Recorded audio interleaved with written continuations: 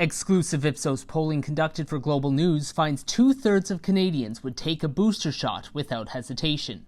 Still, just over half, 53%, say they are concerned about potential long-term effects of boosters and how many shots will be needed in the future. 75% of respondents agreed booster shots lessen the chance of hospitalization, while 66% feel they prevent infection. Yeah, I think what you're seeing over time is that the urgency about all of this is in decline. People certainly accept the arguments that getting a booster shot reduces the chance that they'll end up in hospital, reduces the chance that they may actually get COVID.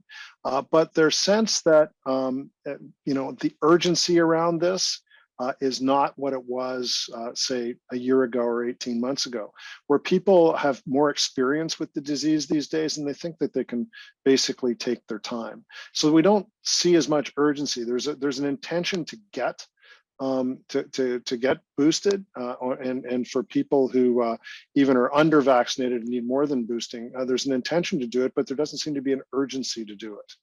The interesting thing that I see in this is that when we go is looking at this over time. So previously, when we were having these conversations about access to vaccines, it really was about the question of access, whether or not people could actually obtain a shot. So there was a mad rush, particularly at the start of vaccines being available to people getting vaccinated. The public's not feeling that way at the moment. They still feel it's the right thing to do. They still feel that they should be, that there are benefits that are associated with it. But the issue now isn't a concern about access. It's just a combination of things like, for example, not really feeling the need to do it immediately, and also a building level of concern about what potentially the long-term effects could be of COVID vaccines. So there's an interesting mix of things that are causing a certain amount of hesitancy among the public, but it's not like a hostile hesitancy. It's not a rejection of science and people saying, I absolutely don't want to do this.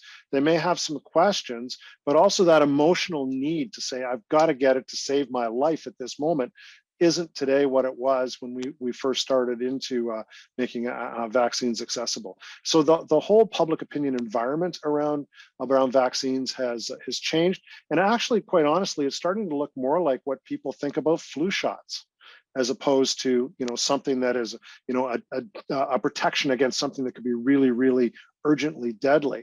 So it's becoming part of what people see as I'm afraid to say, almost like a normal life. I mean, when we go out and ask people these days whether or not we'll ever get it out of our lives completely, the public doesn't believe that.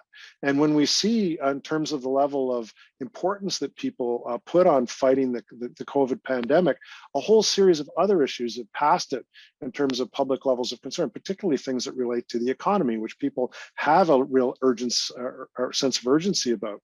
COVID is just one of those things that we're learning to deal with. We do believe in the science. We do believe that we should be getting access to vaccines. We don't feel, and some of the numbers in this, the sense that it's as deadly as it once was. That's down about 8 points. So we're getting experience dealing with the disease. And, as I said before, it's starting to feel a little bit like the way public opinion builds around things like flu shots.